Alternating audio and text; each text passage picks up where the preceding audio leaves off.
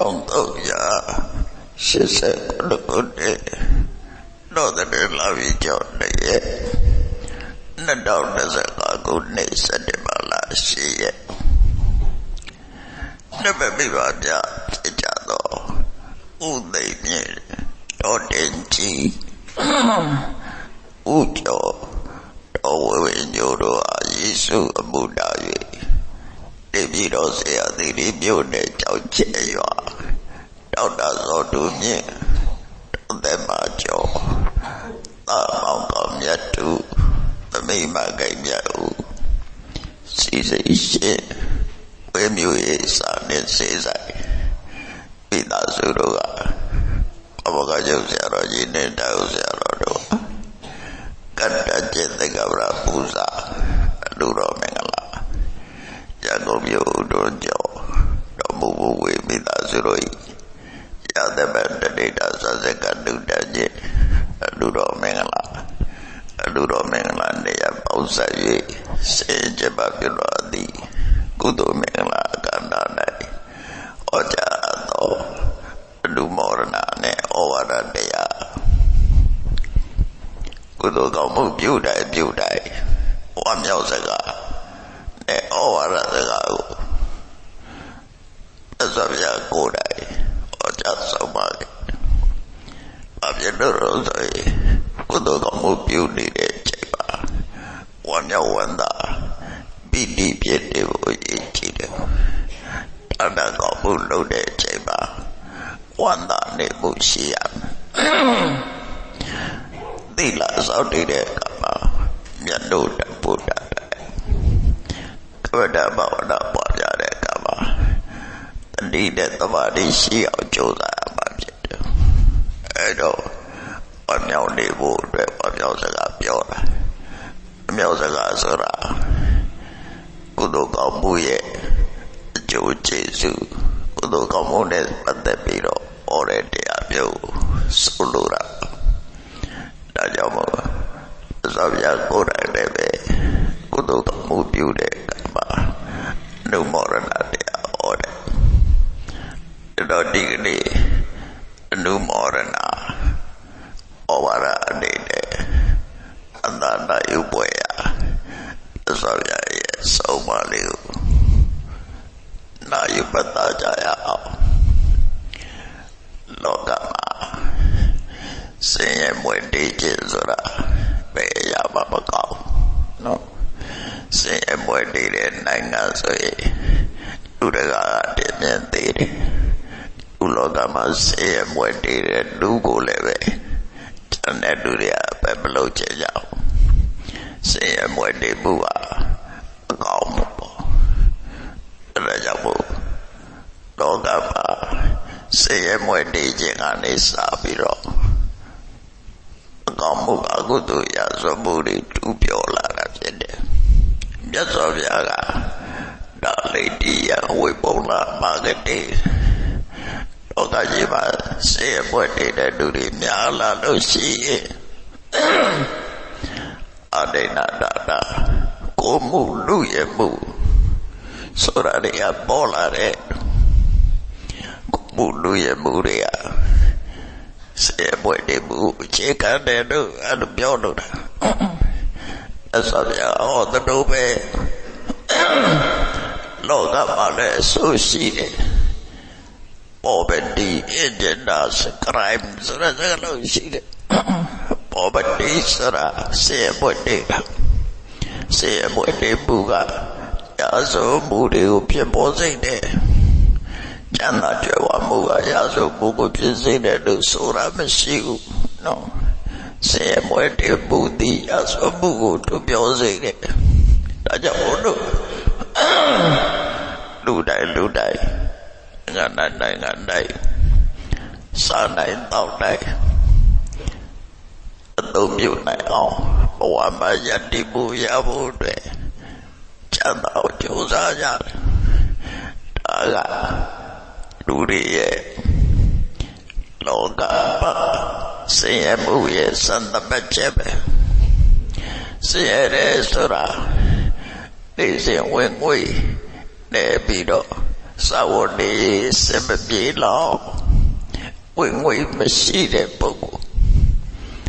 ဒါလောကီယသမတ်တဲ့ဆံ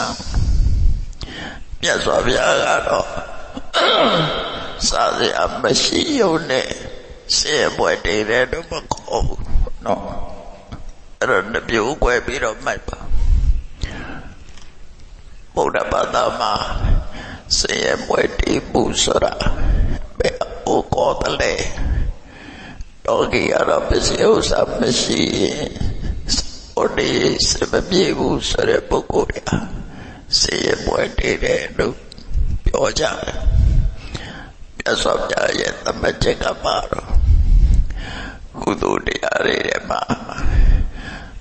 ဒါဆိုတဲ့ယုံကြည်မှုမရှိတဲ့ပုဂ္ဂိုလ်ဤရီရှိတဲ့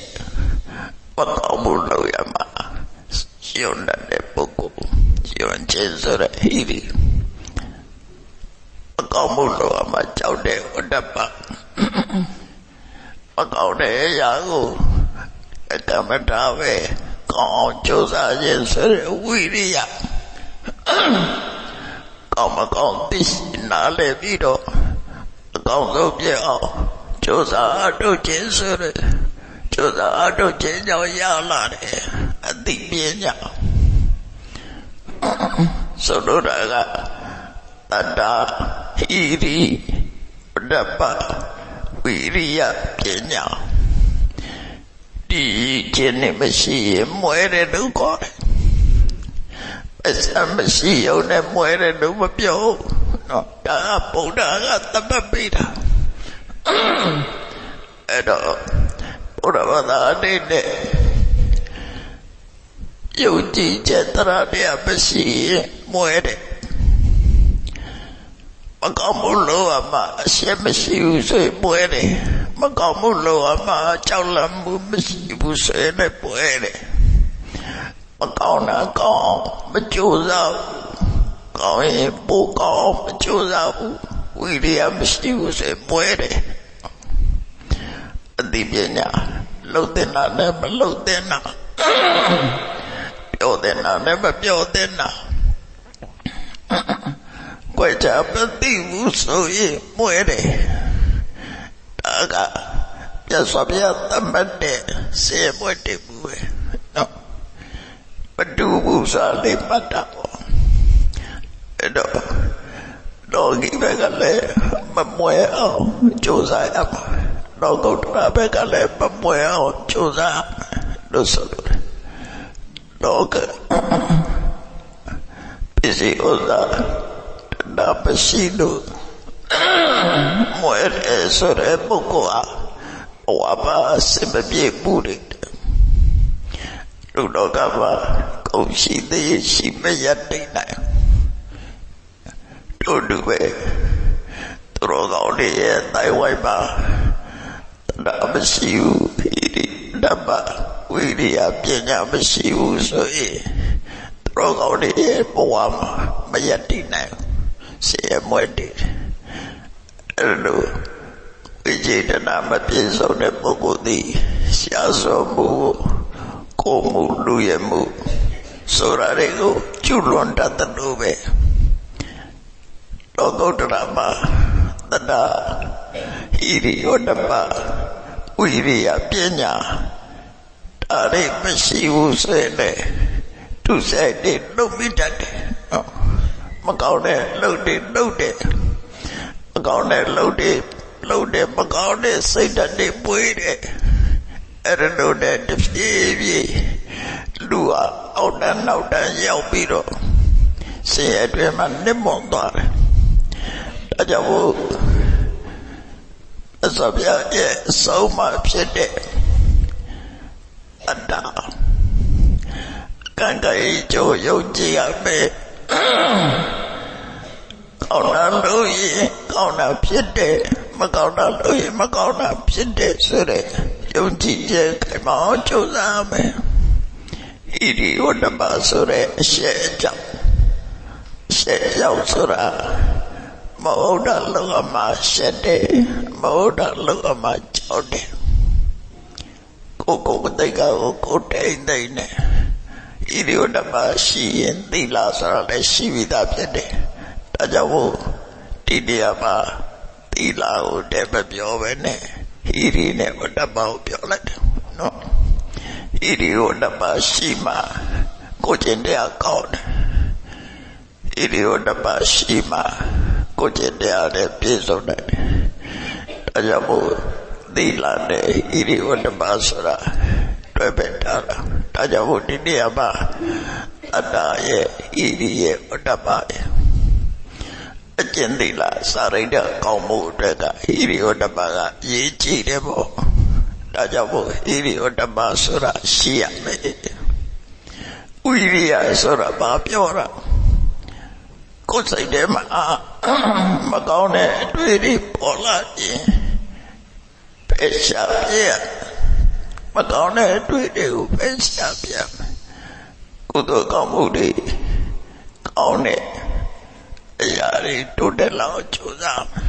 အဲ့ဒီကြိုးစားမှုအရေးကြီးတယ်မကောင်းတာကိုမကောင်းမှသိပြီးတော့လက်ကမတရားမကောင်းတာကိုမကောင်းမှသိပြီးတော့ကြိုးစားဖယ်ရှားပြကိုမကောင်းမှုဆိုရင်ကောင်းလို့ရမယ်အဲ့ဒါပြောတာနော်ကောင်းတယ်ဆိုရင်ပိုကောင်းအောင်ကြိုးစားအဲ့ဒီဝိရိယမျိုးရှိရပညာဆိုတာလှုပ်တဲ့နာနဲ့မလှုပ်တဲ့နာပြောတဲ့နာနဲ့မပြောတဲ့နာခွဲခြားသိရမယ်ခွဲခြားသိတဲ့ပညာရရှိအောင်မလုပ်အောင်တရားနာရမယ်စာပေပတ်ရှုရမယ်လေ့လာရမယ်စီးပူရမယ်ပြည့်မြတ်ရမယ်မြင့်စရာကြားစရာဆိုတာလို့မျက်စိအကြည့်ပြီးစဉ်းစားမျက်နှာပေါ်မှာစဉ်းကျင်သုံးသပ်ကြားတဲ့ပေါ်မှာစဉ်းကျင်သုံးသပ်ပြီးတော့အသိပညာတိုးတက်ကြိုးစားရမယ်အဲ့တော့အစောပြရဲ့ဆုံးမှာဗုဒ္ဓသာသနာတော်မှာအတ္တဟိရိဝတ္တပဝိရိယပညာဒီချင်းငါမျိုးရှိရင်လူချမ်းသာလို့ခေါ်နိုင်ပါတယ်ဆေးရဲ့လက္ခဏာပဲအကြခဲ့မဲ့ဒီစွမ်းအားတွေကိုကြောင်းပြုပြီးတော့လောကီဘက်ကလည်းချမ်းသာကြွယ်ဝလာနိုင်တယ်ဂုဏ်သိက္ခာဘက်ကလည်းချမ်းသာကြွယ်ဝလာနိုင်လောကလူတွေပြောရမို့လားလောကမှာအစံရှာပါရာအရေးကြီးအသိဉာဏ်ရှာပါရာအရေးကြီးတယ်လို့ပြောကြတယ်နော်ဒါကြောင့်ကိုယ်တဏ္ဍမှာအသိဉာဏ်ကျွဲဝတရားကြိုးစားအထောက်အဲ့ဒါကိုပဲမြတ်စွာဘုရားကဒီသုတ်တံမှာလည်းဒါကိုဟောတာရှိတယ်ဒါဗုဒ္ဓဘာသာဝင်တွေတဲ့တတိပြုပြီးတော့လိုက်နာတဲ့နော်အဲ့ဒီလိုလိုက်နာပြီးတော့ကိုယ်ဘဝကိုကျင့်နှလောင်းကြိုးစားအထောက်အဲ့ဒါကြောင့်ဒီလူဘောရဏဩဝါဒတရားကိုမတ္တတာပြီးတော့ကိုယ်တဏ္ဍမှာတရားမရှိသေးရှိအောင်ဣရိယဓမ္မမရှိရှိအောင်ကြိုးစားအထောက်ဝိရိယမရှိအောင်အသိပညာမရှိသေးရှိအောင်တတိတာ၍ကြိုးစားအထောက်နိုင်ကြပါစေ